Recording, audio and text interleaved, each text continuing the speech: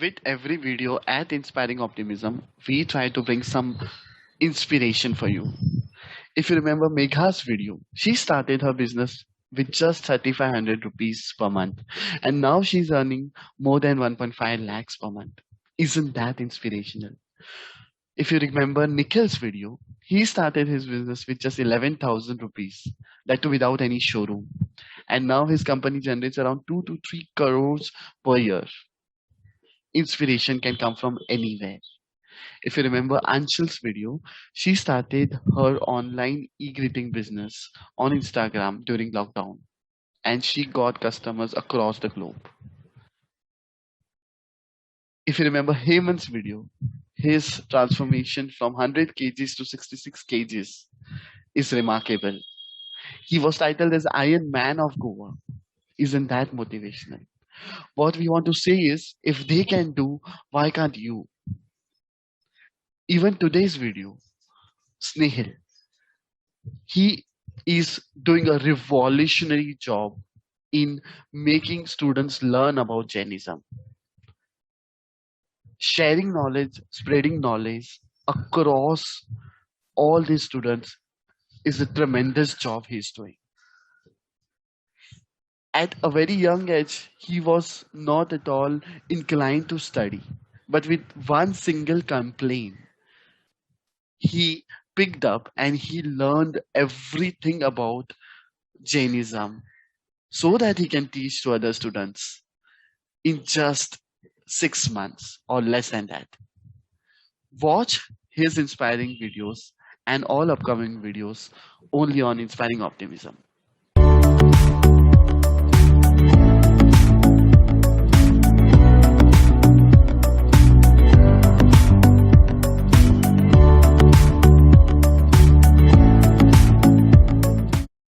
So I guess if we can start with one of your event, any successful event. I know there might be many, but to start with any one successful event you want to share with us, which you think you are proud of.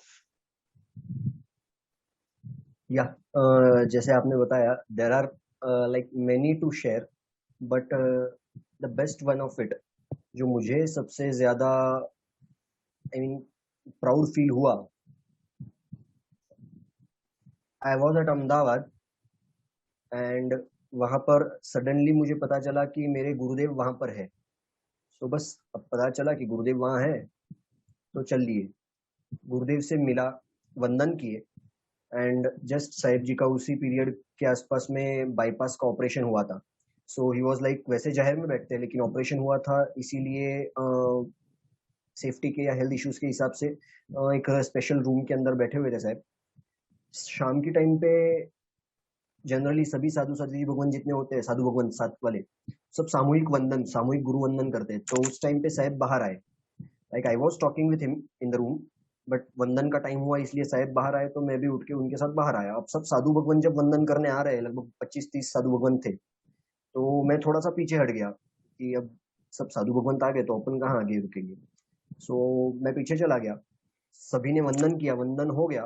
वंदन होने के बाद सता पूछी तो इतने सारे साधु भगवंत के बीच में साहेब ने मुझे बुलाया कि स्नेहिल आगड़ आवी जा, और आगे बुलाकर अपनी गोद में मेरा सिर उन्होंने रखवाया and then he was like totally completely अपने हाथों से मेरे सिर पर वो अपना हाथ घुमा रहे थे, आशीर्वाद दे रहे थे.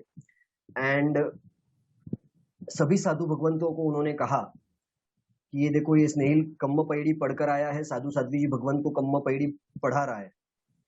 लाइक मतलब अहंकार आने जैसी बात नहीं, लेकिन it was for me like इतने साधु भगवंतों के बीच में पीछे से स्नेहिल को आगे बुलाकर सभी साधु भगवंतों को एग्जाम्पल देना, इट वॉज लाइक बस आज तो गुरुदेव का दिल जीत लिया, इसलिए इट इज सक्सेस फॉर मी.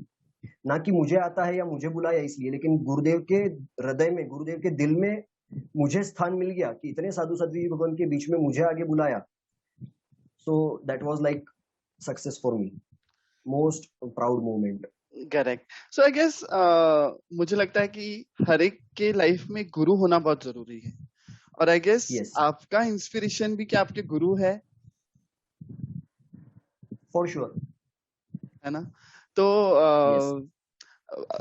मतलब मैंने आपको देखा है, आप इतने लोगों को, इतने बच्चों को पढ़ाते हो, आपको इतना, मतलब आप ऑलरेडी एन इंजीनियर हो, इंजीनियर डिग्री है आपके पास, आप अपने बच्चों को संस्कार वाटिका में पढ़ाते हो, जैन धर्म के बारे में काफी कुछ आपको मालूम है, तो मतलब ये कैसे पॉसिबल हुआ इंस्पिरेशन?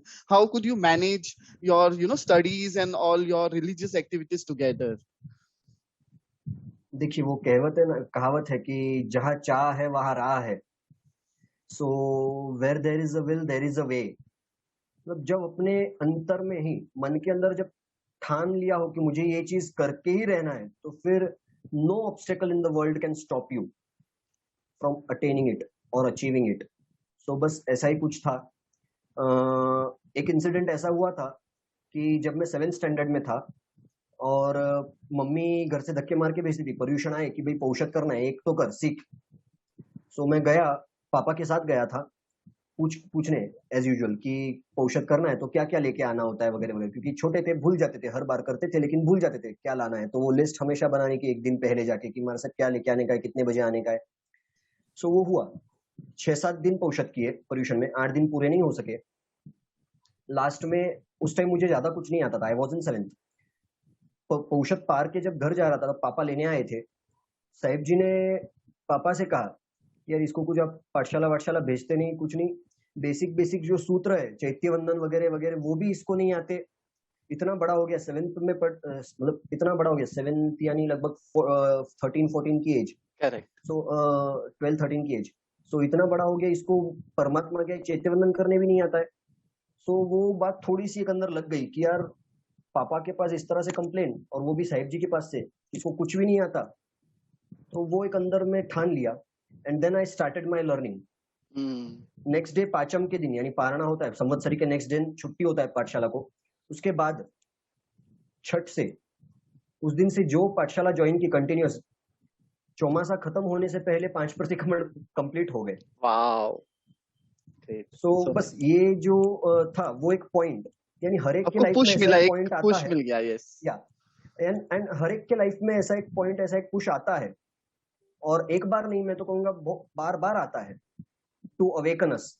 बस बात इतनी है कि उसको कब कैसे किस तरह से ग्रास्प किया जाए। ऐसा कुछ है जो आपको आने वाले कुछ सालों में अचीव करना है?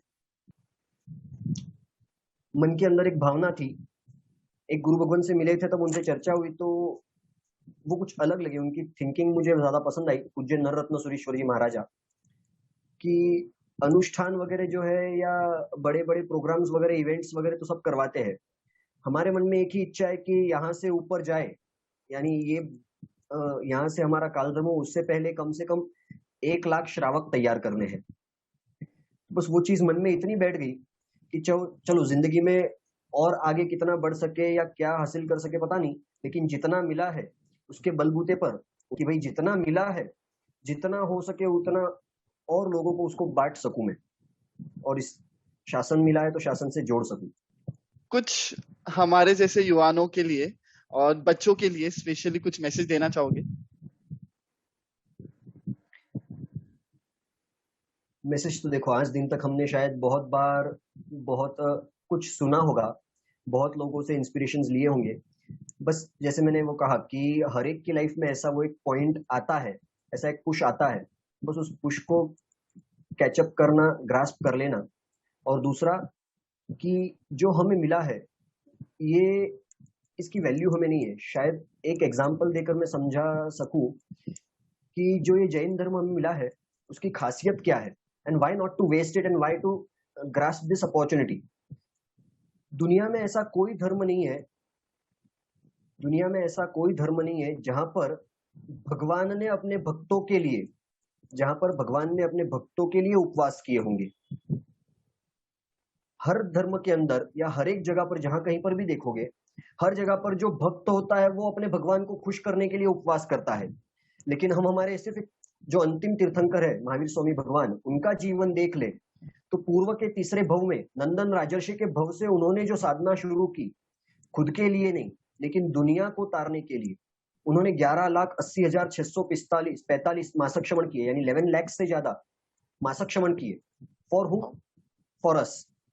तो दुनिया में ऐसे कोई भगवान या ऐसा कोई धर्म नहीं मिलेगा जहां पर भगवान खुद कष्ट सहन करते हैं अपने भक्तों के लिए। Great. अंतिम भव के अंदर भी उन्होंने 12.5 साल की जो साधना की, उस साधना काल के अंदर संपूर्ण परिचय, उपसर्ग, कष्ट जो सहन किए, वो सभी हमारे लिए।